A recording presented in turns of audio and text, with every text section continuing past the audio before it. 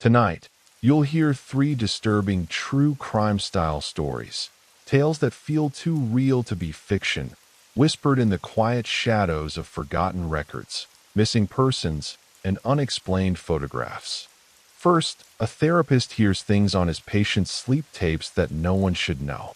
Then, a retired detective finds a pattern in four impossible deaths and realizes he may be next. And finally, a woman discovers a photo with someone who shouldn't be there, someone who might still be watching. Let the rain fall, breathe deeply, and follow the mystery. These are the stories you weren't supposed to hear. Story 1. Claire's voice on the tape. I've listened to hundreds of hours of sleep recordings in my career. My name is Dr. Elias Thorne, and for nearly 15 years, the rhythmic hiss of magnetic tape, punctuated by the nocturnal confessions of the subconscious, was the soundtrack to my professional life. I specialized in somnology, the study of sleep, with a particular focus on parasomnias, the strange, often unsettling behaviors that occurred during sleep.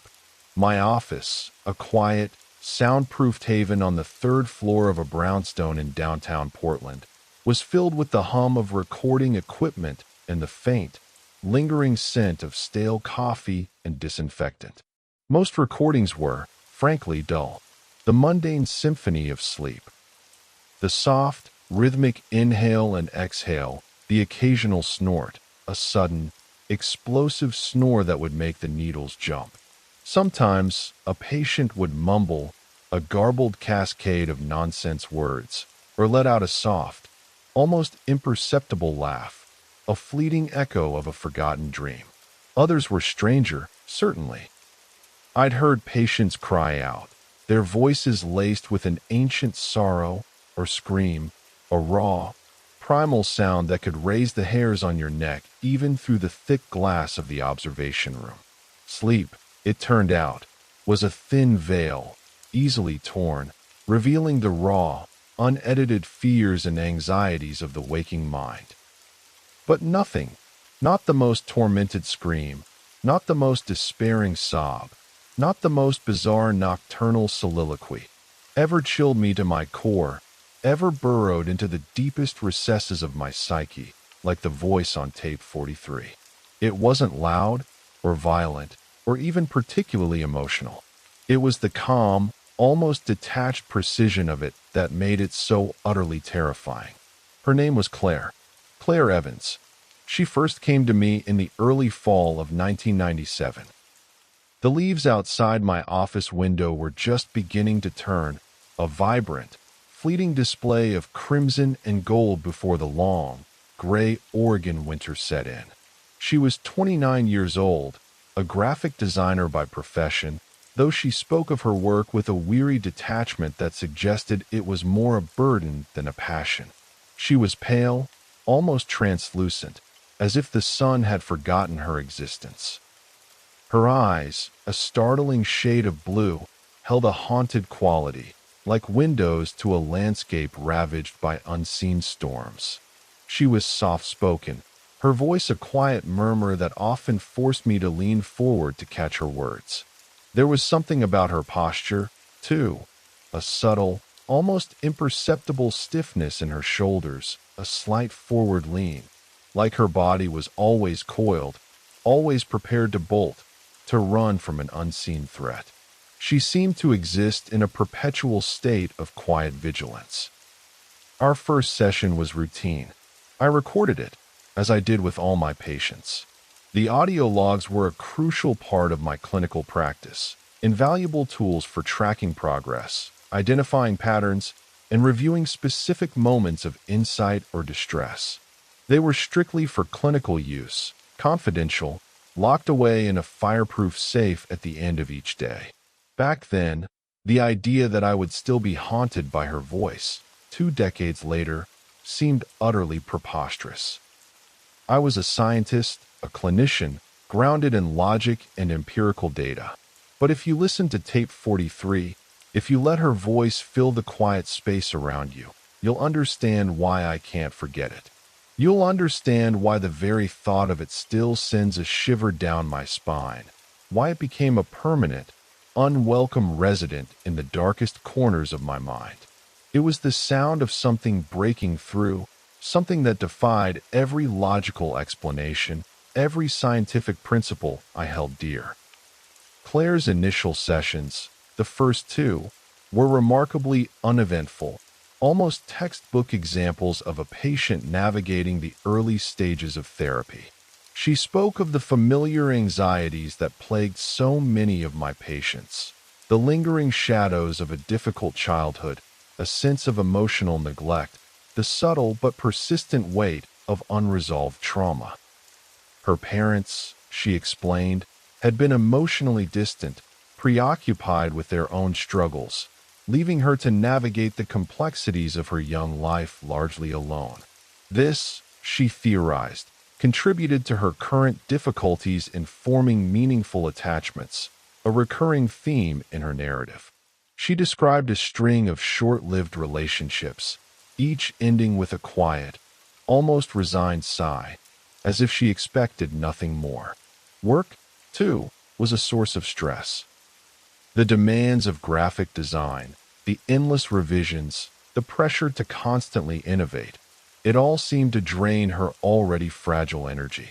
She spoke of deadlines and demanding clients, but her tone suggested a deeper malaise, a fundamental weariness that extended beyond the professional. She seemed perpetually on the verge of exhaustion, her pale complexion and shadowed eyes a testament to nights spent battling unseen demons. During these sessions, I focused on building rapport, establishing a foundation of trust. I listened, I empathized, I offered gentle interpretations, guiding her through the labyrinth of her past experiences. She was articulate, introspective, and remarkably willing to engage, despite her quiet demeanor. We discussed coping mechanisms, mindfulness techniques, and the importance of establishing healthy boundaries. I felt a professional satisfaction, a sense of progress, as she slowly began to open up, revealing more of the intricate tapestry of her inner world. She seemed to appreciate the quiet, non-judgmental space I offered, a sanctuary from the relentless pressures of her waking life. I remember one session particularly, where she described a recurring nightmare, a vast, empty house, with doors that wouldn't close and a sense of being perpetually watched from the shadows. It was a classic anxiety dream, easily interpreted within the framework of her attachment issues and feelings of vulnerability. I offered a comforting analysis, linking it to her sense of insecurity and her difficulty with intimacy. She nodded, a faint, almost imperceptible smile touching her lips, and for a moment, I felt the familiar satisfaction of a clinician helping a patient navigate their inner landscape. I believed, truly, that we were making good progress. I had no idea that the empty house and the shadows were far more literal than I could ever have imagined. It was in session 3 that I broached the subject of the guided sleep study. Claire had mentioned her night terrors again, more vividly this time, describing a feeling of being suffocated, of a crushing weight on her chest, even though she knew she was alone in her bed. Her dreams, she said, were becoming increasingly vivid, almost hyper-real, blurring the lines between sleep and wakefulness. Claire, I began, my voice calm and measured. Given what you've described, I believe a sleep study could be incredibly beneficial. We could monitor your sleep patterns, identify any physiological triggers for the terrors, and also record any vocalizations. Many patients find it incredibly helpful to hear what they say in their sleep. It can provide valuable insights into their subconscious anxieties. She hesitated. Her blue eyes, usually so guarded, flickered with a mixture of apprehension and curiosity. She chewed on her lower lip, a nervous habit I'd noticed. "Record what I say," she murmured, her voice barely audible. "Precisely. A small, sensitive microphone would be placed near your mouth. It's entirely non-invasive. The recordings are strictly confidential, Of course, and only I would review them. We'd be looking for patterns, for any verbal expressions of the anxieties you're experiencing. A long pause hung in the air, thick with her unspoken thoughts. I watched her, patiently, allowing her the space to consider. Finally, with a slow, deliberate nod, she agreed. Okay, she whispered, if you think it will help. A week later, we began the first overnight session. The observation room was small, separated from the sleep chamber by a thick pane of one-way glass. Inside the sleep chamber, a comfortable, queen-sized bed was positioned centrally, bathed in the soft, ambient glow of a nightlight. Claire, dressed in her own sleepwear, lay still on the bed. I had carefully attached the small, unobtrusive electrodes to her temples, monitoring her brain activity, and positioned the sensitive mic on a stand just inches from her mouth. The room was quiet, save for the faint hum of the monitoring equipment. I sat in the observation room, a worn copy of a psychology journal open on my lap, the pages blurring as my attention drifted. The initial hours were uneventful, a predictable progression through the sleep cycles. Claire drifted into a deep, restorative sleep, her breathing even, her brain waves showing the characteristic patterns of delta waves. I made a few notes, feeling the familiar rhythm of a long night's work settling in. Then, at precisely 2:37 a.m., the silence in the observation room was broken. Claire began to whisper. It wasn't a mumble, a slurred, indistinct sound that often accompanies sleep talking. It wasn't a moan of discomfort or a sigh of release. It was a whisper, clear, calm, articulate, each word formed with a chilling precision, as if she were speaking directly to someone in the room, or perhaps recalling a memory with perfect clarity. At first, it was just fragments, disconnected phrases that seemed to float in the air, detached from any discernible context. Downstairs again, her voice was soft, almost breathy, yet each syllable was distinct. The red ones missing. A pause, then a faint, almost imperceptible sigh. He's looking at the girl. Another pause, longer this time, filled only by the faint hiss of the tape. Then silence.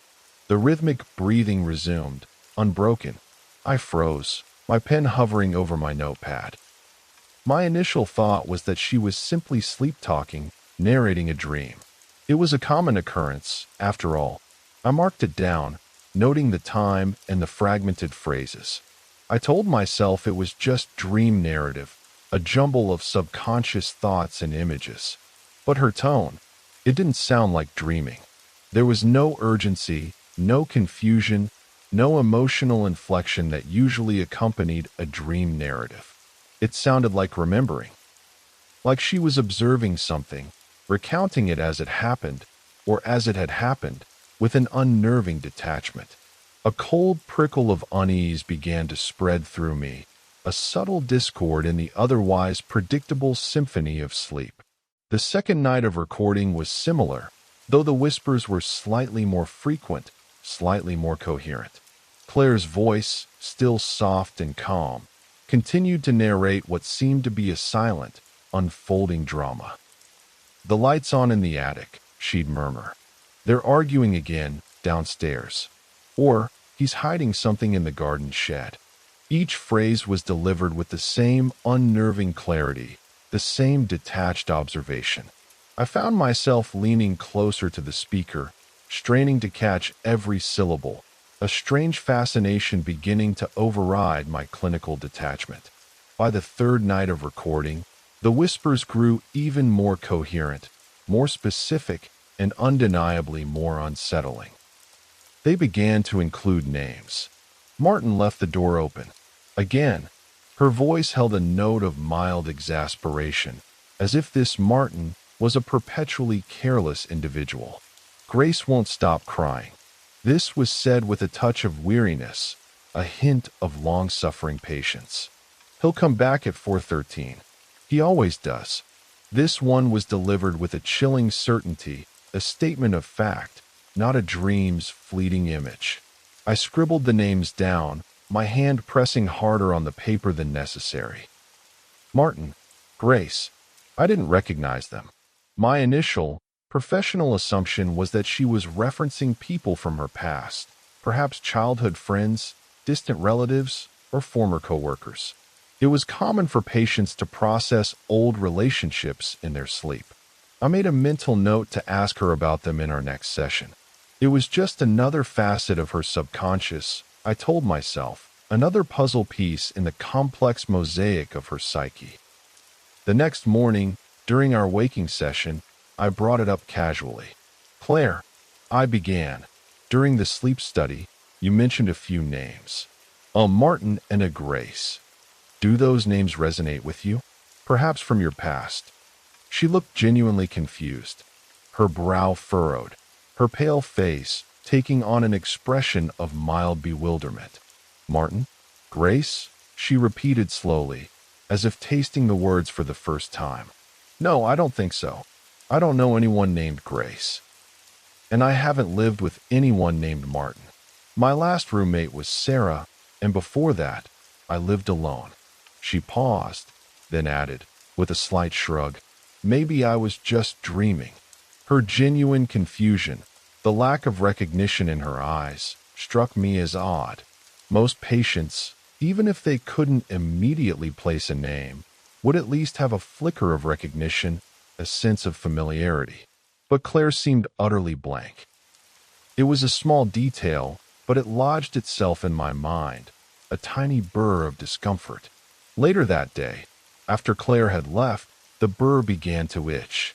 I found myself drawn to my office computer, a sense of inexplicable compulsion guiding my fingers to the keyboard. It was illogical, unscientific, but the names, coupled with her utter lack of recall, nagged at me. I typed Grace Applegate into a search engine. Then, Martin Delaney. The results that populated my screen sent a jolt through me, a cold wave of realization that washed away any lingering vestiges of professional detachment. Grace Applegate, age 6, disappeared from her home in Boise, Idaho, in 1986. A missing persons case, cold for over a decade. The article included a grainy, black and white photo of a smiling child with pigtails. Martin Delaney, neighbor and key witness in the Applegate case. He had reported seeing a suspicious vehicle near the Applegate home the night Grace vanished. Vanished himself 3 months later, also without a trace. His disappearance was widely believed to be connected to the Applegate case, perhaps a retaliation or an attempt to silence him. I stared at the screen, my heart beginning to pound with an unsettling rhythm. Boise, Idaho. Claire was from Oregon. She had told me explicitly that she'd never even been to Idaho. The geographical and temporal disconnect was immense. I tried to rationalize it. Coincidence. It had to be. There were countless people named Grace and Martin in the world. The human mind, especially in sleep, could conjure up random names, random scenarios. It was a statistical anomaly, nothing more. I told myself it was a coincidence, a bizarre, unsettling, but ultimately meaningless alignment of data points. But the cold prickle of unease had blossomed into a full-blown chill. The scientific, rational part of my brain was struggling to maintain its composure. Because then came tape 44, and with it, the undeniable, terrifying truth that coincidence had nothing to do with it.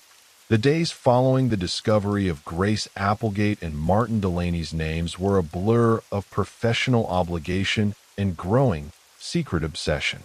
I continued to see other patients, to conduct my research, but a significant portion of my mental energy was consumed by Claire's case. The names, the dates, the locations, they gnawed at me. My sleep, ironically, became restless, punctuated by vivid dreams of my own, though mercifully, they were not of Claire's voice. I spent hours, late into the night, hunched over my computer, delving deeper into the digital rabbit hole of cold cases and missing persons. I searched for any other Grace or Martin that might fit a less sinister narrative. I looked for connections to Oregon, to graphic design, to anything that might ground Claire's whispers in her own lived experience. Nothing. The Boise connection remained stubbornly singular, a stark, unsettling anomaly. The more I read about the Applegate case, the more details emerged that seemed to echo Claire's fragmented utterances. The initial police reports mentioned a red bicycle found near the Applegate home, Grace's favorite. "The red one's missing," Claire had whispered. Martin Delaney, the neighbor, had been known to leave his back door unlocked, a habit that had annoyed his wife. Martin left the door open. Again, the hairs on my arms would prickle as these correlations surfaced, each one a tiny, terrifying confirmation that this was no mere coincidence. My professional ethics screamed at me. I was a doctor, bound by patient confidentiality. To use information gleaned from a sleep recording to investigate a cold case, let alone one so geographically distant and seemingly unrelated to my patient, was unprecedented, unethical, perhaps even illegal. What would I say? My patient, in her sleep, told me about a missing girl from Idaho. It sounded like the ramblings of a madman. I could lose my license, my career, everything I had built. Yet, a different, more primal instinct was taking hold. A sense of responsibility, a chilling curiosity that bordered on obsession. If Claire truly had some inexplicable access to these details, if her subconscious was a conduit to a past tragedy, then what did that mean? Was she a witness, a victim of some bizarre psychic phenomenon, or something far more sinister? The question spun in my mind, a relentless vortex. I considered confronting Claire, showing her the articles, asking her directly. But the thought filled me with dread. What if she reacted with terror? What if she shut down completely? Or, worse, what if she knew, consciously, and was hiding something? The latter thought was quickly dismissed. Her genuine confusion, her pale, almost fragile demeanor, spoke of a deep innocence, a vulnerability that seemed incapable of such deception. No, she was a victim here, in some unfathomable way. The fourth session with Claire began like the others, a quiet hum of expectation in the observation room. I had prepared myself, mentally bracing for whatever new fragments her subconscious might offer. I had even considered stopping the sleep study, but the morbid curiosity, the desperate need for answers, outweighed my ethical qualms and my growing fear. I had to know. Claire drifted into sleep quickly, her breathing soon settling into the deep, even rhythm I had become accustomed to. Hours passed, marked only by the shifting patterns on the EEG monitor and the occasional rustle of my own movements. The clock on the wall ticked past 2 a.m., then 3 a.m. I felt a knot tighten in my stomach, a premonition of what was to come. Then, at 3:17 a.m., a time that would forever be etched into my memory, Claire whispered something that turned my stomach, that sent a jolt of pure, unadulterated horror through every fiber of my being. He put her behind the wall, 2 feet left of the furnace. It was said so matter-of-factly, no emotion, no tremor in her voice, like she was reading a recipe, describing a mundane task. The sheer, chilling banality of the delivery amplified the horror of the words themselves.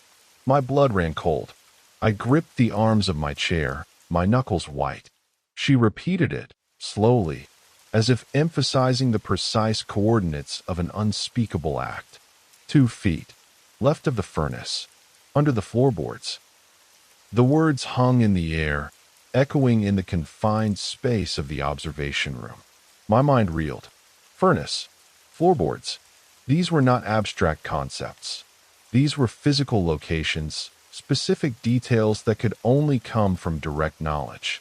And the her could only be Grace Applegate. I didn't sleep that night. I didn't go home. The thought of leaving that office, of stepping out into the ordinary world with this monstrous secret was unbearable. I sat in that observation room, the faint glow of the monitors illuminating my terror-stricken face, and re-listened to tape 44 over and over again. Each repetition of Claire's calm, precise voice felt like a hammer blow to my sanity. I pulled out the Applegate case files I had printed from the internet. I scoured them, looking for any mention of a furnace, of floorboards, of a crawl space. The articles spoke of extensive searches, of cadaver dogs, of exhaustive police work that had yielded nothing. The house, abandoned since 1986, had been thoroughly searched. Or so they said. My mind raced, a frantic kaleidoscope of possibilities and terrifying implications. Was Claire a psychic? Was she possessed? Was this some form of repressed memory, a trauma she had witnessed as a child and somehow blocked out? But she was from Oregon, not Idaho. The timeline didn't fit for a direct witness. The more I tried to rationalize it, the more the logical framework of my world crumbled. Then, a desperate, terrifying thought solidified. The Applegate house had been abandoned since 1986. After Grace vanished, her parents, consumed by grief and unable to bear living in the house any longer, moved away. The property had sat vacant, eventually boarded up, a silent monument to a family's tragedy. If the remains were truly there, hidden in such a specific, concealed location, it would explain why they hadn't been found in the initial searches. The next morning, as the first weak rays of dawn filtered through the blinds, I made the call. My hands trembled as I dialed the Boise Police Department. I used a payphone outside a gas station miles from my office, my voice disguised, roughened by lack of sleep and raw emotion. I gave them the message, precise and chilling. Check the Applegate home on Elm Street. The crawl space, 2 feet left of the furnace, under the floorboards. I hung up before they could ask any questions, my heart hammering against my ribs. I didn't expect anything to come of it. I expected to be dismissed as a crank, a disturbed individual. 3 days later, the news broke. It blared from every television, screamed from every newspaper headline. The remains of a child had been found in the crawl space of the Applegate home in Boise, Idaho, 2 feet left of the furnace. My world tilted on its axis. The impossible had happened. Claire's whispers, once dismissed as mere sleep talk, were a direct conduit to a cold, brutal truth. And I was now complicit, a silent participant in a horrifying revelation. The fear that had been a dull ache in my chest now erupted into a searing, all-consuming panic. The days following the news report were a surreal nightmare. The media descended on Boise, a ravenous swarm of reporters and camera crews, dissecting every angle of the decades-old cold case. The Applegate family, long resigned to their private grief, were thrust back into the agonizing spotlight, their sorrow renewed, albeit now tinged with the faint hope of closure. The police, initially skeptical of the anonymous tip, were now hailed as heroes for their perseverance, though the source of the tip remained a mystery to them. I watched it all unfold from the terrifying safety of my office, my blinds drawn, the television a low, constant hum of horror. Each news segment, each mention of the anonymous tipster, sent a fresh wave of nausea through me. My secret felt like a physical weight, pressing down on my chest, making it difficult to breathe. I was consumed by a suffocating mix of guilt, fear, and a profound sense of disorientation. Guilt, because I had not reported Claire immediately. I had allowed my curiosity, my scientific detachment, and my own fear of professional repercussions to override my moral obligation. A child's remains had lain hidden for over a decade, and I had possessed the knowledge to find them, yet I had hesitated. Fear, because I had no idea what this meant for Claire or for me. If her subconscious could access such specific, horrifying details, What else could it know? Was she a victim? A conduit? A vessel for something ancient and malevolent? And if the police ever traced the anonymous tip back to me, a seemingly random call from a payphone in Portland, how would I explain it? My entire career, my reputation, my freedom could be shattered. I imagined the headlines. Psychiatrist patient reveals cold case secrets in sleep.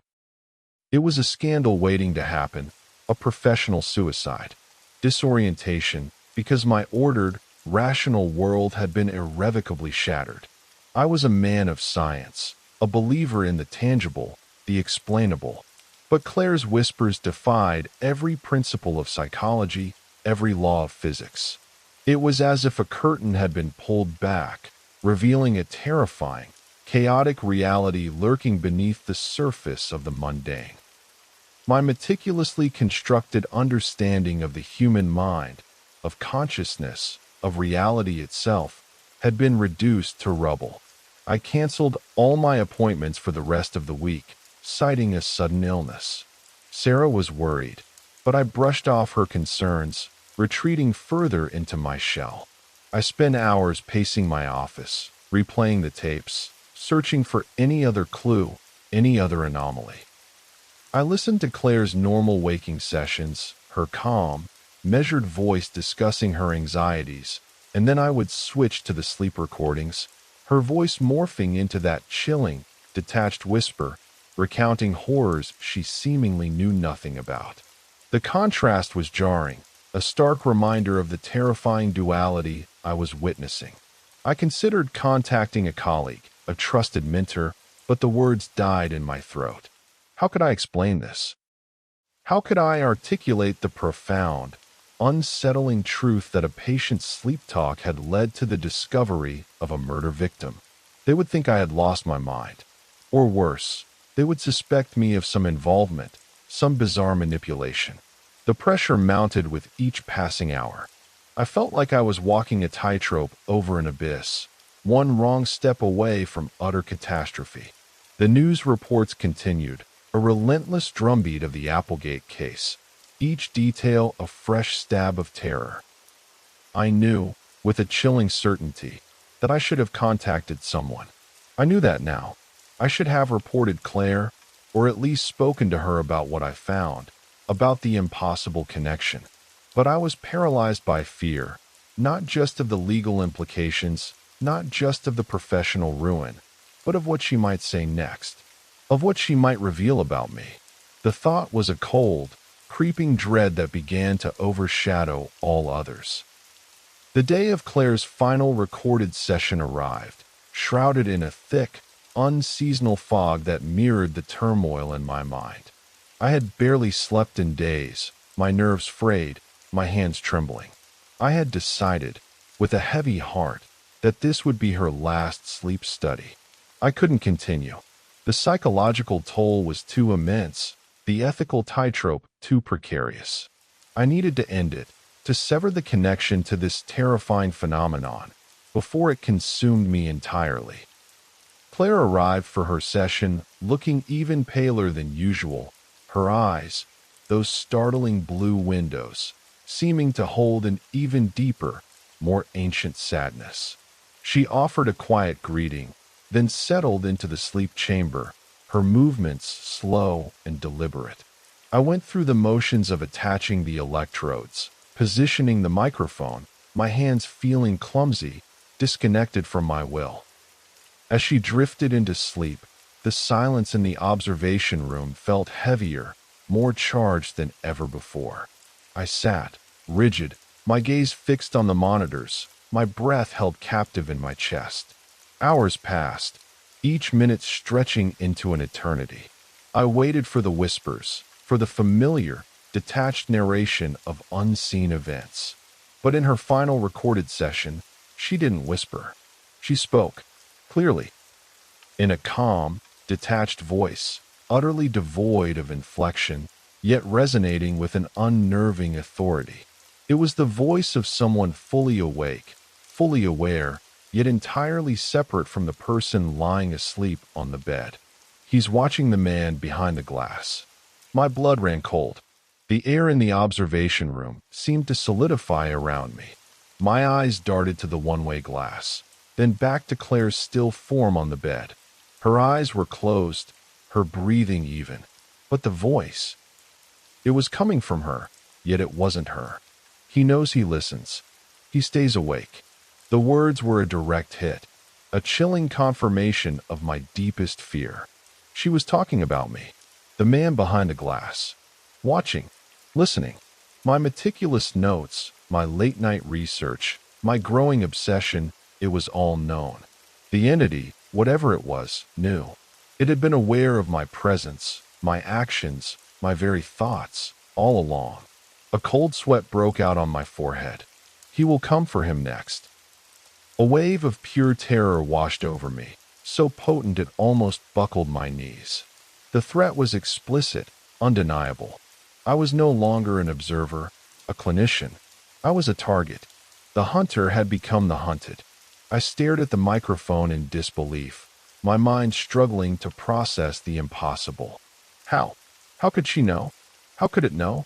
Then came the final, devastating blow, a detail so specific, so utterly impossible for her to know, that it shattered any lingering shred of my sanity. He has 32 tapes. That's all he'll have time for. He'll never finish the 33rd. My breath hitched. I had started my practice with a batch of 50 blank tapes. Over the years, I had used them sequentially, meticulously labeling each one. I only ever recorded 32 patient sessions before I quit my practice.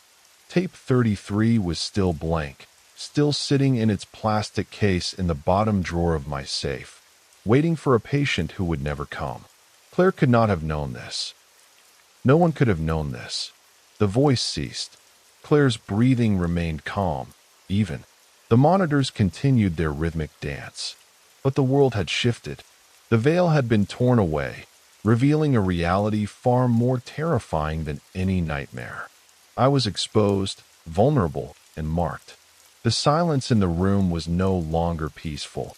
It was a vast, echoing void filled with the chilling certainty of my impending doom. I didn't record another session after that night. I couldn't.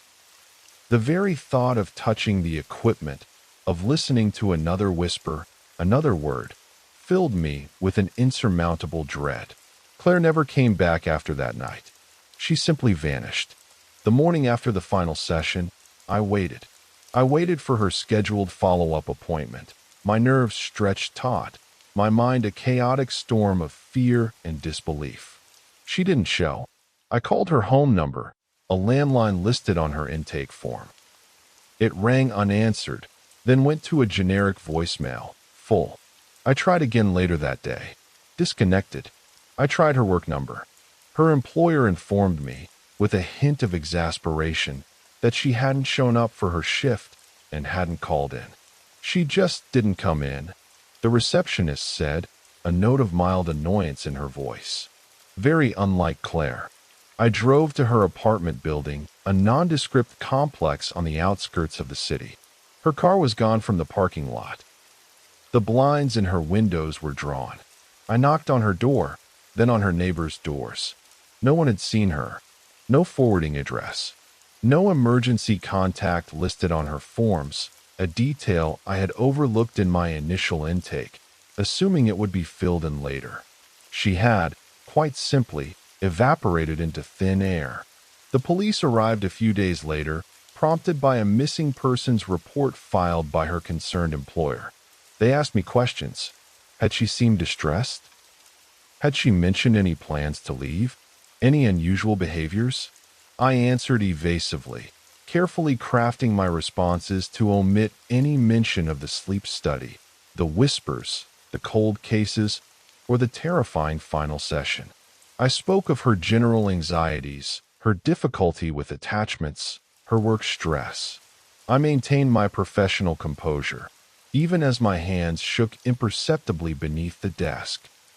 They seemed satisfied, noting her history of emotional detachment as a possible reason for her sudden departure. They chalked it up to a voluntary disappearance, a patient simply opting out of her life. They had no idea. I knew, with a chilling certainty, that this was no voluntary disappearance. Claire had been taken, or perhaps she had become something else entirely. The thought was a cold knot in my stomach. Was she a victim or a harbinger? The incident, coupled with my own profound psychological distress, forced my hand. I couldn't continue my practice. The very thought of sitting in that observation room, of listening to another human being sleep, filled me with an insurmountable dread. The sterile hum of the equipment, once a comforting sound of scientific inquiry, now felt like a prelude to horror. The one-way glass, once a tool for objective observation, now felt like a barrier trapping me, exposing me. I closed my practice within weeks. I sold my equipment, packed away my files, and put the brownstone office up for sale. My colleagues were surprised, concerned. I offered vague explanations about burnout, a desire for a quieter life, a need to reconnect with my family. Sarah was relieved, believing the stress of my work had finally caught up to me. She saw it as an opportunity for us to start fresh, to reclaim our life together. She had no idea that my life, as I knew it, was already over.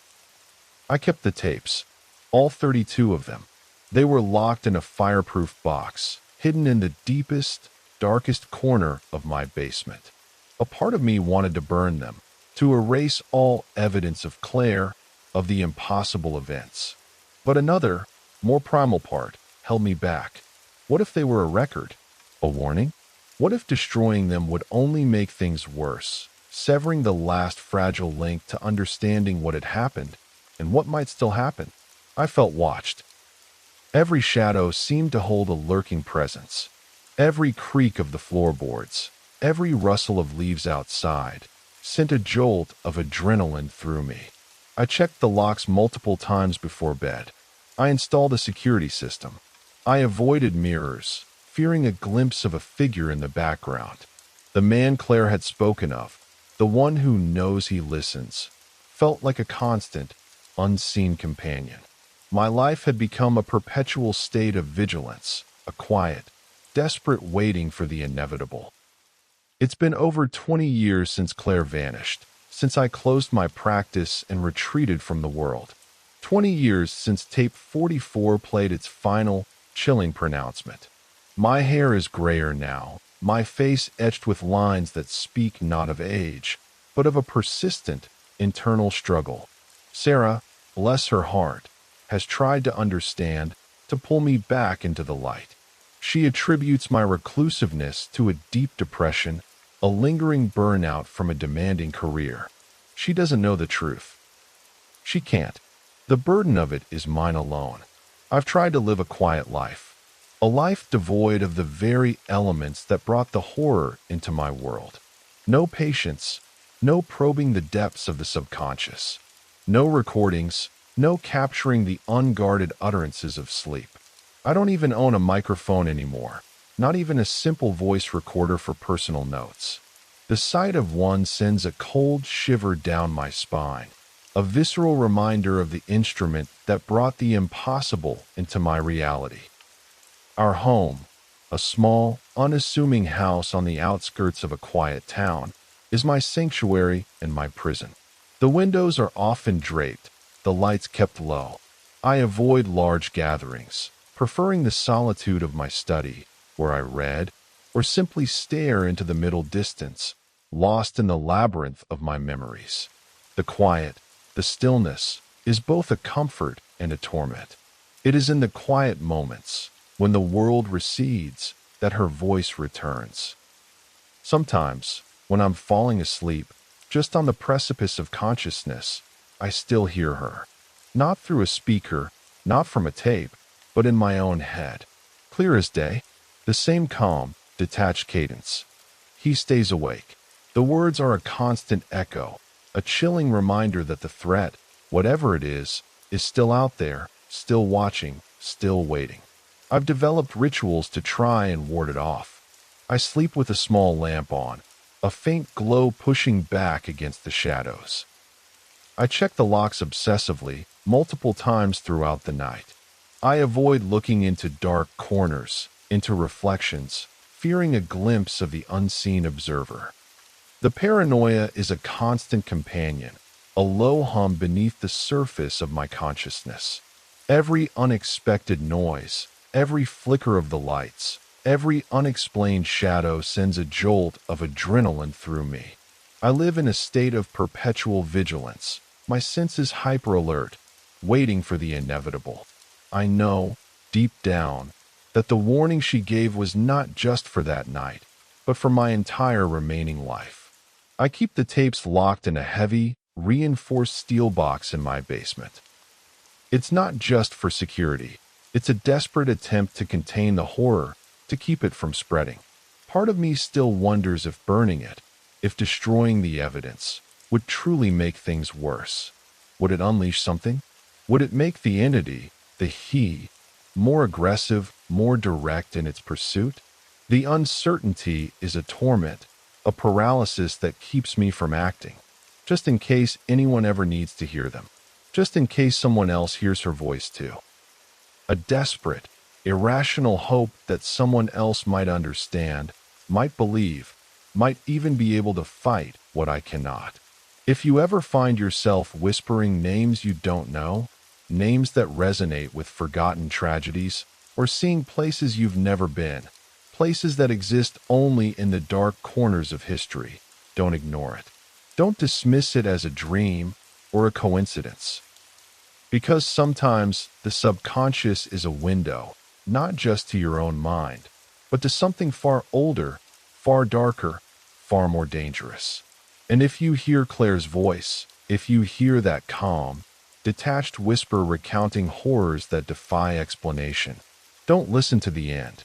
Because once you know, once you truly understand, there's no going back. And he will know you know. Story 2. The Locked Room Murders of Milltown. They called them suicides. All 4. That's what the official reports, neatly bound and filed away in the dusty archives of the Milltown Police Department, emphatically stated. Case closed. No signs of forced entry. Doors locked from the inside, often double-bolted, sometimes even chained. Victims found alone in the quiet, undisturbed sanctity of their own homes. No suspects, no evidence, no lingering questions. Open and shut. A series of tragic, isolated incidents in a town that prided itself on its quiet, unassuming nature. Except they weren't. Not to me. Not to Detective Frank Miller, retired homicide, 26 years on the force in this sleepy little corner of the world. Milltown, a place where the biggest crime news was usually a stolen garden gnome or a particularly aggressive neighborhood dog. A place where the concept of a locked room mystery belonged strictly in paperback novels, not in the grim reality of autopsy reports. But between the crisp autumn of 1989 and the damp spring of 1993, we had 4 deaths that never, not for a single moment, sat right with me. I didn't work the cases directly at the time. I was still a fresh-faced patrolman, eager to prove myself, still learning the ropes of a department that moved at a glacial pace.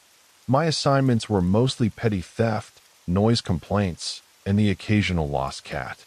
But I read the reports. I saw the crime scene photos, stark black and white images that seemed to hum with an unspoken dread.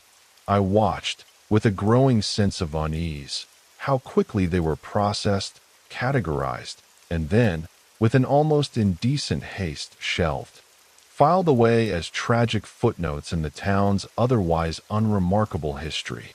And even back then, even as a rookie, with my naive belief in the infallibility of official procedure, I knew they were wrong.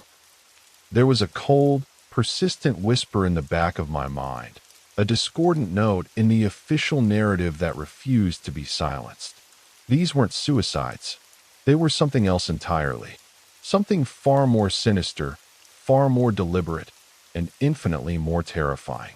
Each case, when viewed individually, might have been dismissed as a tragic anomaly, but when laid side by side, the similarities were not just eerie. They were a chilling, undeniable pattern, a macabre tapestry woven with threads of impossible coincidences. The first was Thomas Leary, a high school English teacher, beloved by his students, respected by his colleagues. Found in his meticulously organized study, slumped over a mahogany desk, a half-finished crossword puzzle still clutched in his hand. The official ruling: suicide by overdose of prescription painkillers. But Leary had no history of depression, no known struggles, no financial woes. His life was, by all accounts, a quiet, contented hum. There was no note, not a single word of farewell or explanation. And most unsettling of all, the pill bottle, found neatly capped on the desk beside him, bore no fingerprints. Not his, not anyone's. It was wiped clean, a detail that the official report glossed over, attributing it to a post-mortem anomaly or the natural oils of the skin degrading. I knew better. The second was Gloria Randall, a widow in her late 60s, known for her prize-winning roses and her sharp wit. Found in her clawfoot bathtub, submerged, her delicate hands floating limply on the surface of the water. Drowned, they said, with a significant amount of alcohol in her system. The scene was neat, undisturbed, but her bathroom door was locked from the inside, a heavy deadbolt thrown, and there was no alcohol bottle recovered at the scene. No glass, no empty container, nothing. The report suggested she might have consumed it elsewhere, then entered the bathroom. But where was the bottle? And how did she lock the door from the inside if she was already incapacitated? These questions were never adequately answered, merely brushed aside. Third, a retired electrician named Carl Maddox. A gruff, solitary man, known for his meticulous tinkering in his backyard shed. Found inside, slumped over the steering wheel of his old Ford pickup truck. Cause of death: carbon monoxide poisoning. The engine was still running, idling quietly, filling the small shed with its deadly fumes. A clear-cut suicide, the investigators concluded. Except for one glaring, impossible detail: the car had no fuel. The tank was bone dry. The gauge was on empty. How could an engine run for hours, long enough to cause a fatal buildup of carbon monoxide, with no gasoline? The report vaguely attributed it to residual fumes or a faulty gauge. I knew that was a lie. Fourth was a young nurse, just 25 years old, named Hannah Cole. Bright, ambitious, with her whole life ahead of her. Found in her small, tidy apartment bedroom. Her cause of death was ruled an overdose. Again, a bottle of sleeping pills was found on her nightstand, half empty. But toxicology reports, which I later managed to sneak a look at, showed no drugs in her system. Nothing. Not a trace of the sedative that was supposed to have killed her. The report concluded it was a rare metabolic reaction or a delayed absorption. Another lie. Another convenient explanation for the inexplicable. All four victims were found alone. All four had locked doors, defying any conventional explanation of how an assailant could have entered or exited. And all four were wearing wristwatches. Simple, functional timepieces. And every single one of them had stopped at exactly 3:17 a.m. This was the detail that truly haunted me. Not 3 a.m., not 3:30 a.m., but 3:17 a.m. A precise, repeated timestamp that screamed of something beyond coincidence. It was a signature, a chilling, silent declaration from an unseen entity, a detail that was noted in the reports, but never truly investigated, never given the weight it deserved. It was dismissed as a power surge or faulty mechanisms. But four watches, all at the same time, in different locations? My gut told me otherwise. My gut told me these weren't suicides. They were executions, and the executioner was still out there.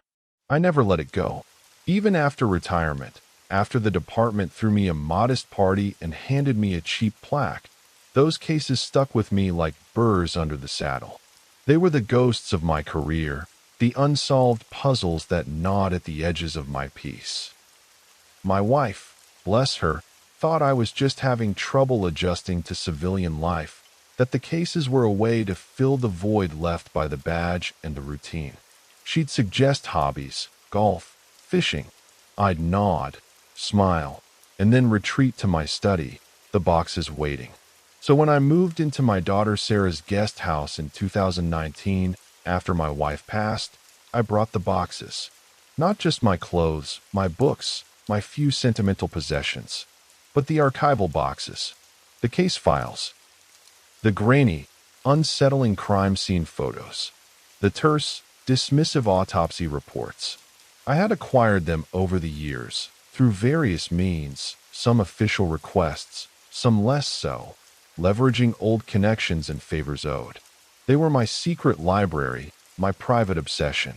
I read them every night, like bedtime stories that never changed, each detail memorized, each inconsistency highlighted in my mind. The faint smell of old paper and dust became my comfort. I'd spread the photos out on the worn rug of the guest room, a makeshift war room.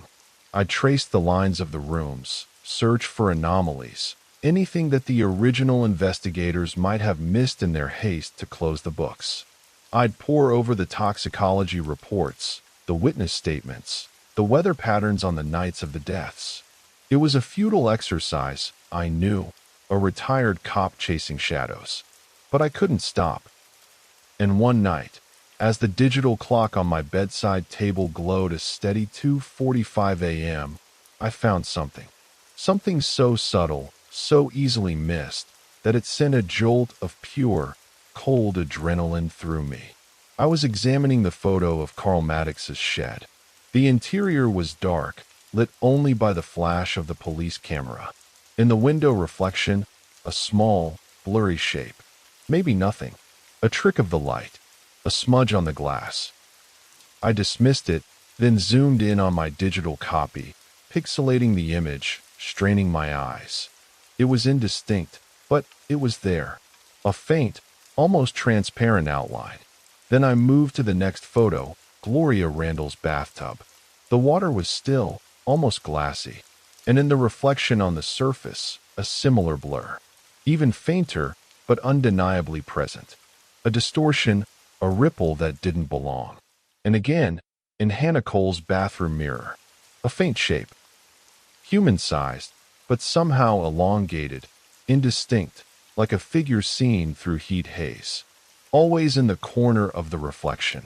Always behind the victim. Always taken at 3:17 a.m. The hair on my neck stood on end. It wasn't a smudge. It wasn't a trick of the light. It was a presence. An unseen observer, captured only by the accidental reflection, a silent witness to the impossible deaths. The realization hit me with the force of a physical blow. This wasn't just a series of coincidences. This was a deliberate act, and something was leaving its mark. A signature. A terrifying, silent signature. The discovery of the reflected figures galvanized me. My obsession, once a quiet, private torment, now had a tangible focus. I spent days, weeks, meticulously re-examining every single photograph from every single case file.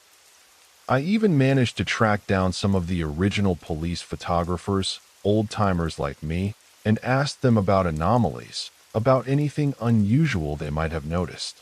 They mostly shrugged, remembering little beyond the routine of their work. But I knew what I had seen. The official record, the one that sat in the public archives, ended with 4 cases. For suicides. For closed files. But my gut, honed by decades of police work, told me there was more.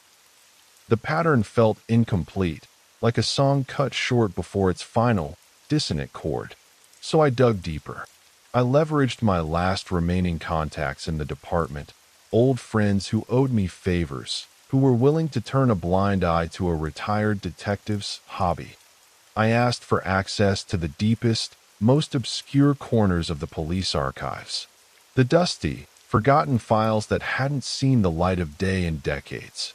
I told them I was writing a memoir, a historical account of Milltown's crime.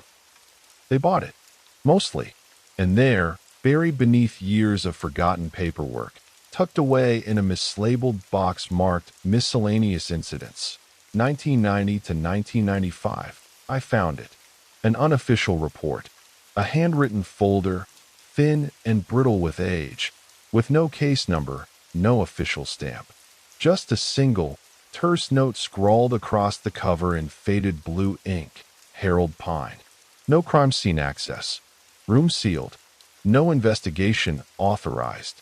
Harold Pine, age 58, died in 1992, not listed among the others.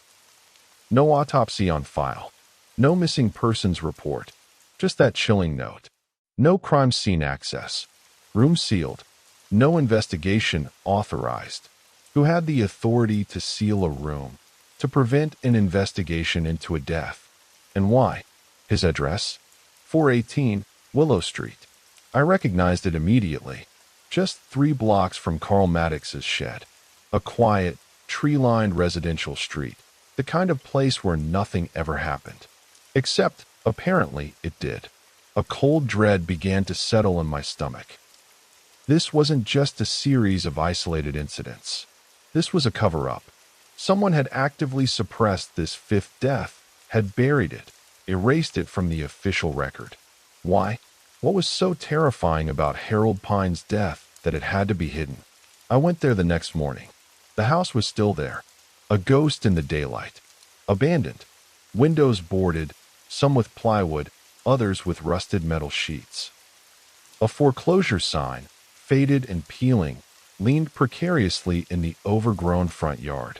The air smelled of dust and wood rot, a heavy, stagnant odor that clung to the dampness of the morning.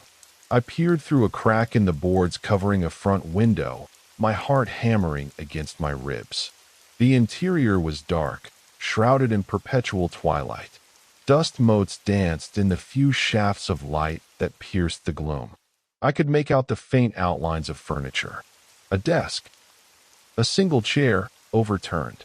And on the floor, glinting faintly in the meager light, a shattered wristwatch. Its face was cracked, its hands frozen. Stopped at 3:17 a.m. My breath caught in my throat. The pattern was complete, and it was far more terrifying than I had ever imagined. This wasn't just a series of deaths.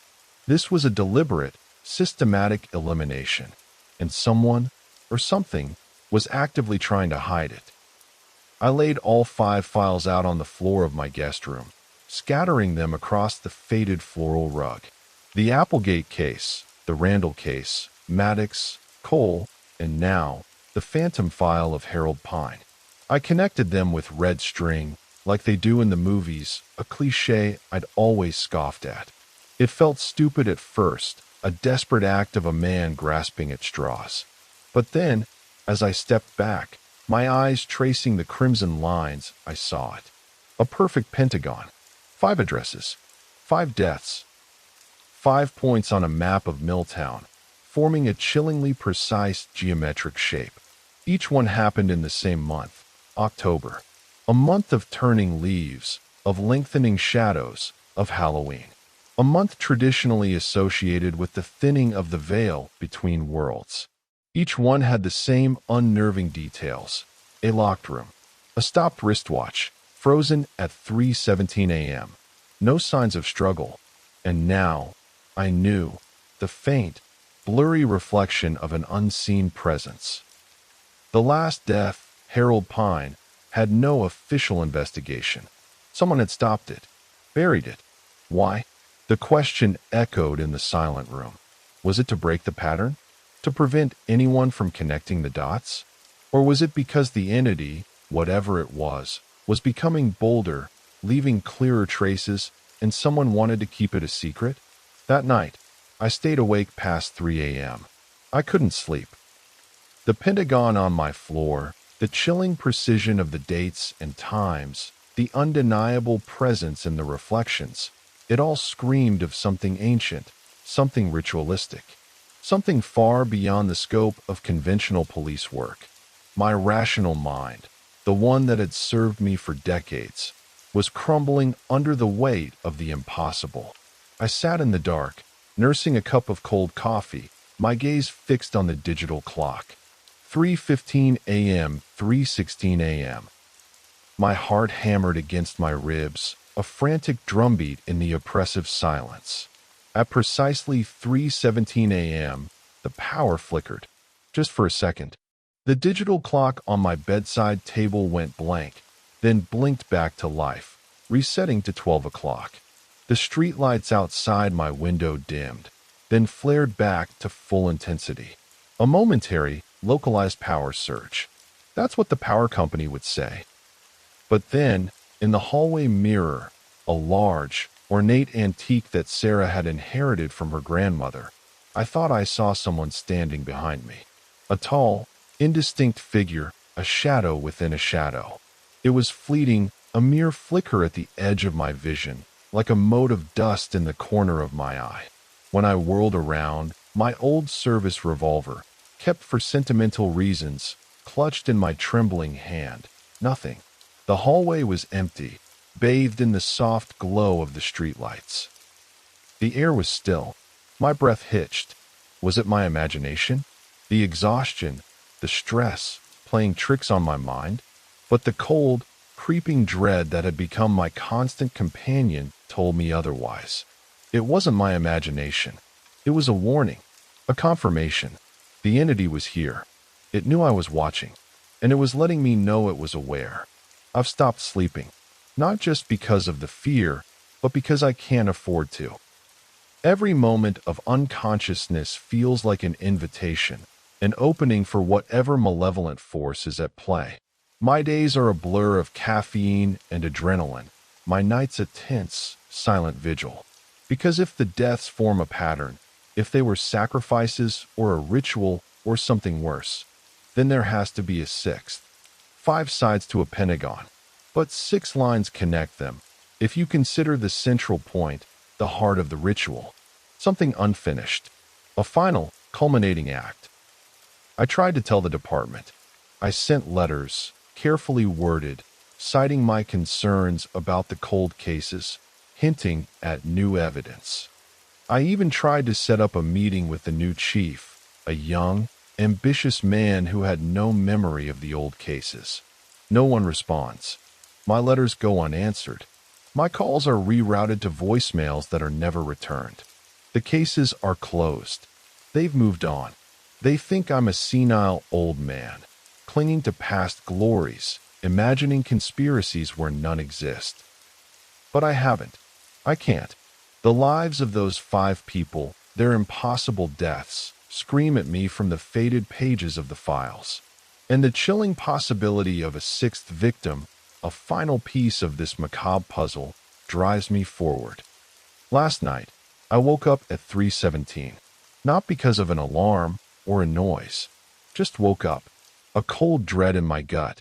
My wristwatch, the old, reliable Timex I'd worn for 20 years, had stopped, dead center between the seconds.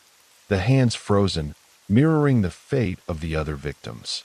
And on my desk, neatly placed beside my stack of case files, was a photograph. It wasn't one of mine. It wasn't from the archives. It was a recent print, glossy and clear, of me, asleep. The photo was taken from the foot of my bed, a perspective I couldn't possibly have achieved. My face was slack in slumber, my breathing even. In the background, barely visible, just at the edge of the frame, was a shape in the corner. Small, blurry, human-sized. The same indistinct figure from the reflections in the old crime scene photos.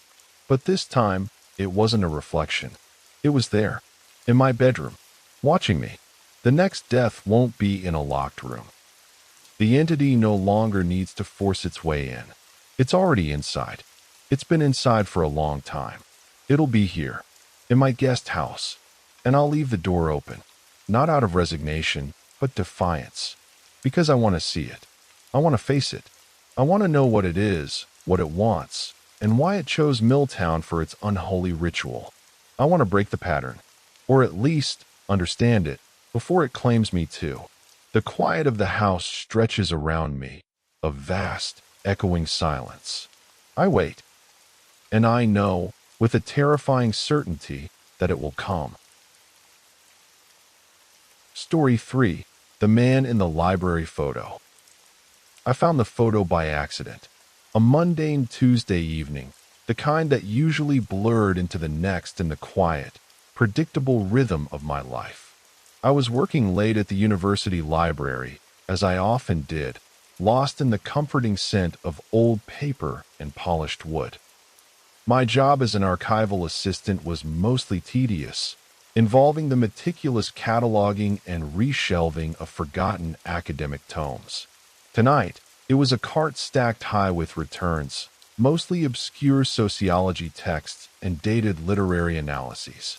I picked up a particularly dusty hardcover, its spine cracked and faded. Introduction to Folklore, 1983 edition. It felt heavy in my hands, as if it held more than just printed pages. When I opened it, intending to check for any forgotten bookmarks or notes before shelving, the photo slipped out. It landed face down on the worn carpet with a soft, almost imperceptible thud. It was black and white, curled at the edges, softened by time and neglect. A group photo, maybe 15 or 20 people, all standing stiffly in front of the library's old reading room. The grand oak doors, the stained glass transom, the imposing stone facade. It was all instantly recognizable, though the ivy on the walls was less dense back then. Judging by the hairstyles, the wide lapels, the slightly flared trousers, I'd say late 1980s, perhaps early 90s at the latest. A snapshot from a bygone era. They were smiling. Most of them, anyway. A few looked awkward, caught mid-blink, or trying too hard to appear jovial. The usual assortment of faculty, staff, and a few students gathered for some forgotten event. But in the far back, near the edge of the frame, stood a man. He wasn't smiling. He wasn't posing. His posture was stiff, almost rigid, his hands clasped loosely in front of him. He was just staring, right at the camera. His eyes, even in the grainy black and white, seemed to bore directly into mine, a gaze of unnerving intensity. I don't know why he caught my attention so immediately, so viscerally. Maybe it was his eyes, those dark, unblinking pools that seemed to hold an ancient, knowing sadness. Or maybe it was because no one else in the photo seemed to notice he was there. The people closest to him were smiling, chatting, their bodies angled away, oblivious to his silent, watchful presence. He was part of the group, yet utterly separate, an anomaly in the otherwise cheerful tableau. A cold shiver traced its way down my spine, a premonition of something unsettling. I picked up the photo, tucked it into my pocket, and continued reshelving, but my mind was already elsewhere, captivated by the silent observer. The next day, the photo still gnawed at me. I couldn't shake the man's unsettling gaze, the feeling that he didn't belong. During my lunch break, I decided to ask around. I showed the photo to some of the older librarians, the ones who had worked here for decades, who had seen generations of students and faculty come and go. "Oh, that's a blast from the past," exclaimed Mrs. Albright, her bifocals sliding down her nose as she peered at the image. "Let's see. That's Professor Lang, isn't it? And over here, that's Susan. She worked in archives before she retired. And young Michael, he was a student assistant, always causing trouble." She pointed out faces with a fond familiarity, a nostalgic smile playing on her lips. But when I pointed to the man in the background, the one with the piercing gaze, her smile faltered. Her brow furrowed. She leaned closer, then further back, as if trying to bring him into focus.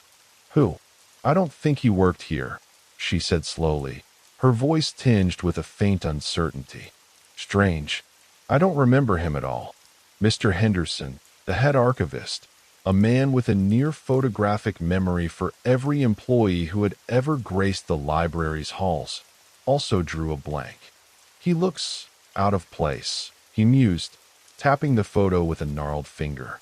The light hits him differently. His shadow doesn't fall the same way as the others. He's too crisp, almost like he wasn't there when the photo was taken, like he was added later. But the photo was decades old. A physical print, curled at the edges, stained with time. Real, untouched. There were no digital manipulation tools back then, not like today. The idea of someone meticulously adding him to a group photo in the late 80s was absurd. Yet, Mr. Henderson's observation echoed my own unsettling feeling. He didn't belong. He was an anomaly, a glitch in the fabric of the past. The conversation left me more unsettled than before. If no one remembered him, if he looked like he didn't belong, then what was he? A trick of light? A forgotten extra? Or something far more sinister? The thought became a quiet hum in the back of my mind, a persistent question that refused to be silenced. I started looking, not actively, not at first. Just a casual glance through old yearbooks, faculty directories, departmental photos as I went about my work. A subconscious search for the man with the unblinking eyes. And then, 3 nights later, I found another one.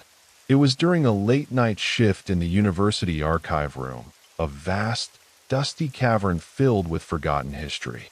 I was pulling a yearbook from 1987, cross-referencing a date for a researcher.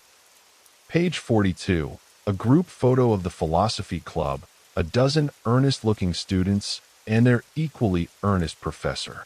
And there he was again. Same man. Back row. Looking straight at the camera. Not listed in the caption. No name. No acknowledgement. Just a silent, watchful presence. A ghost in the machine of history. The cold prickle of unease returned, stronger this time. This was no coincidence. This was a pattern. And the pattern was just beginning to reveal itself. Over the next week, my casual search became a focused, almost desperate hunt. I spent every spare moment, every lunch break, every quiet evening shift, sifting through the university's vast photographic archives. Old yearbooks, departmental scrapbooks, faculty portraits, candid shots from campus events.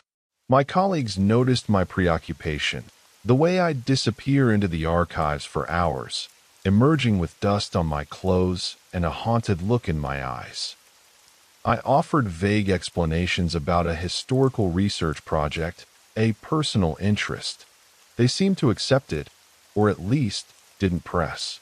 And in that week, I found 6 more photos, all from different years, spanning from the early 1980s to the mid-1990s.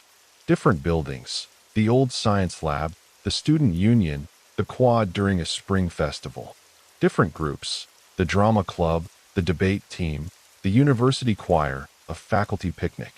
But always the same man, same expression, same position, in the background, slightly off to the side, looking directly into the lens, his eyes a chilling void. He was a constant, a silent thread woven through the disparate moments of the past. And in every single one, within 6 months of the photo being taken, someone in the picture died. The correlation was too precise, too horrifying to be dismissed as mere chance. I started a meticulous spreadsheet, cross-referencing dates, names, and causes of death. 1982, student government photo. The man is in the back left. 6 weeks later, the student body president, Sarah Jenkins, died in a sudden, unexplained house fire. 1985, English department faculty photo. He's standing by a bookshelf. 4 months later, Professor David Chun, front row, died of a sudden cardiac event despite no prior heart conditions. 1989, library staff holiday party. He's near the punch bowl. 5 months later, the head librarian, Eleanor Vance, went missing during a hiking trip. Her car found abandoned at the trailhead, never found. 1991, chemistry lab group photo. He's obscured by a fume hood.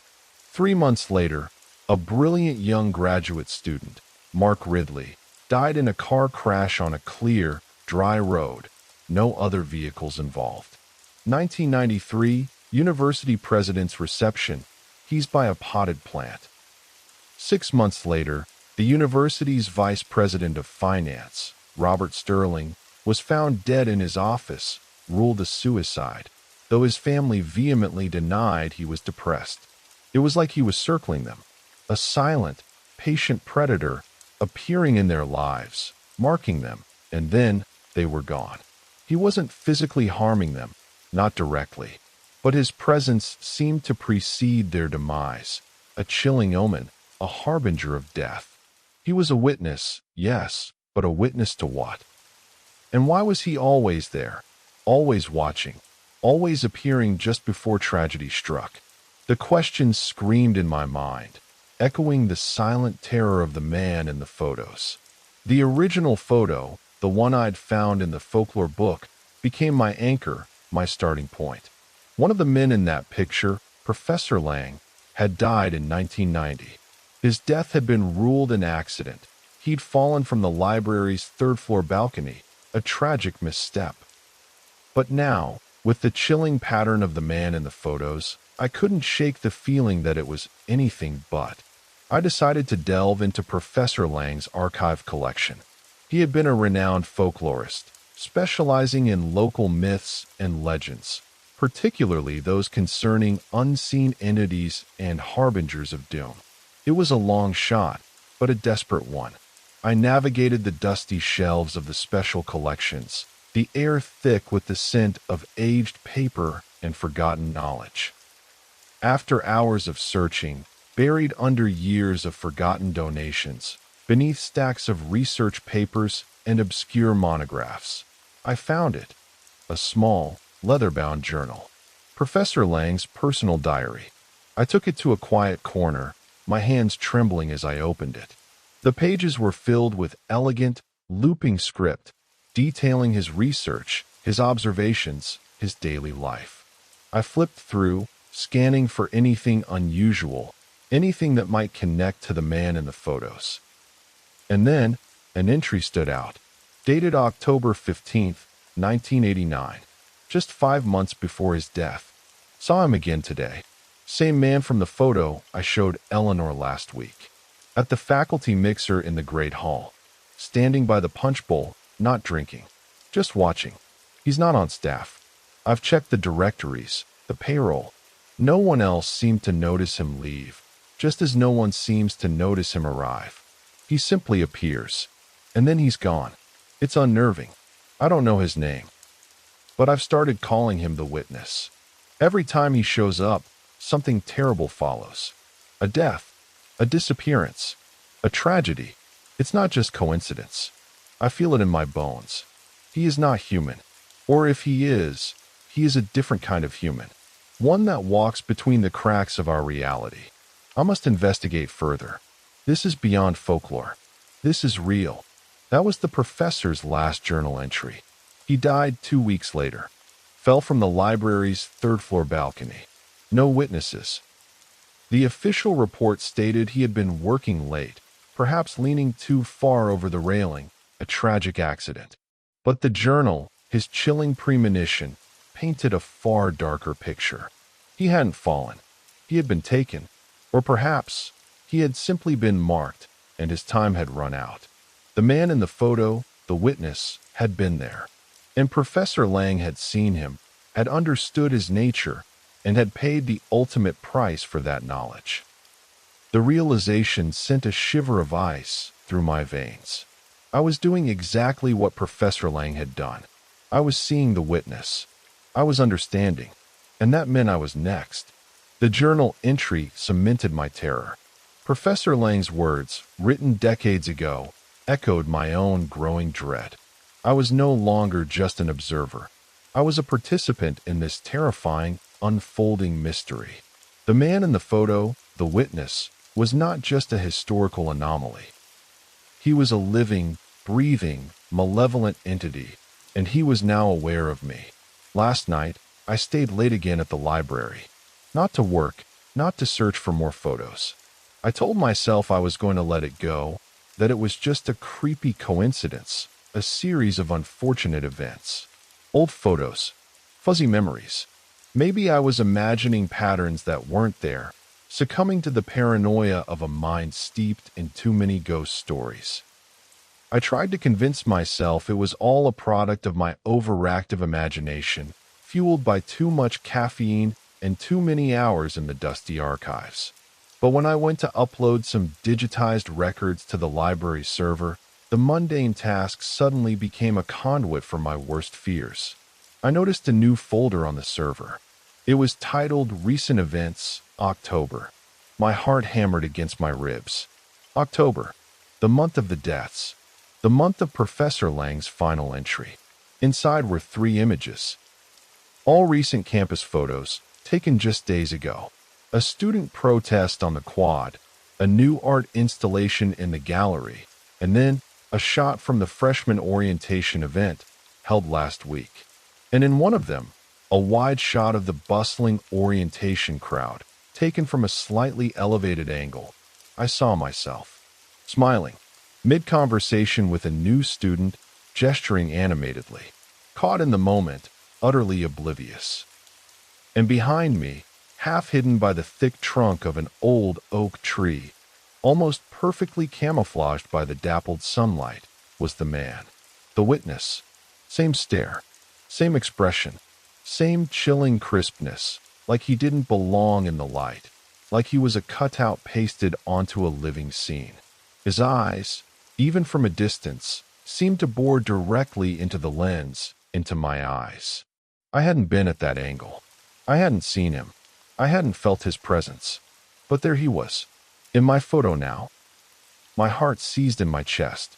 He wasn't just in the past. He was here. He was now. And he had found me. The realization hit me with a physical force. He wasn't just appearing in photos of people who would die. He was appearing in photos of people he was watching. And now, I was one of them. The hunter had become the hunted.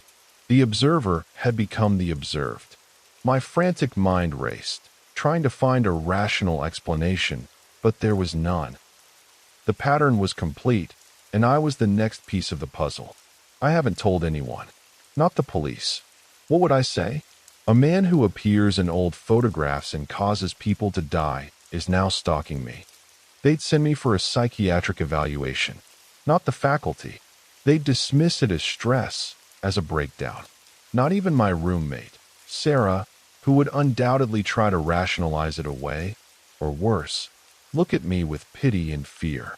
I've just been quiet, watching, waiting. My life has become a silent, solitary vigil. I stopped going to the library. The very thought of stepping into that building, into the place where I had first encountered him, filled me with a paralyzing dread. I don't walk alone anymore, always making sure I'm with a friend or in a crowded area.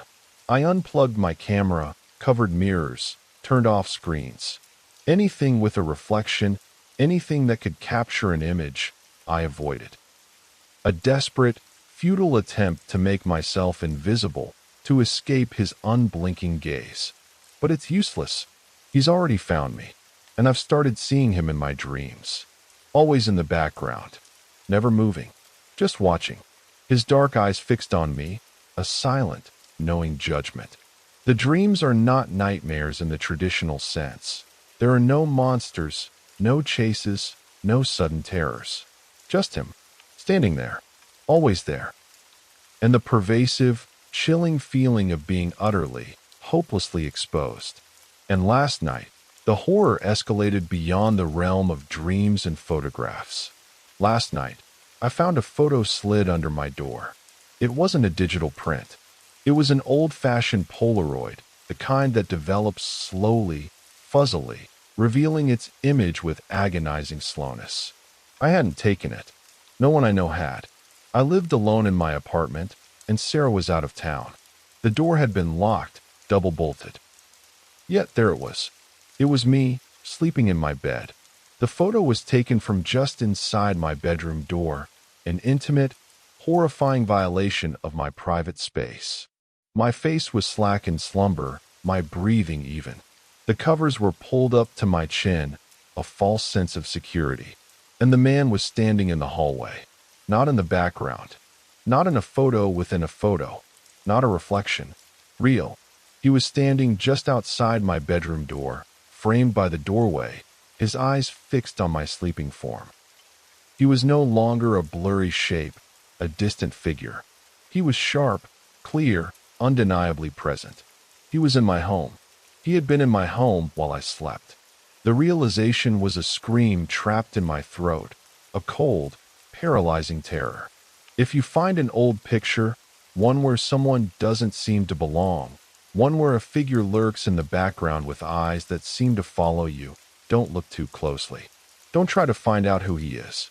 Don't try to understand the pattern, because once you see him, once you acknowledge his existence, he sees you too.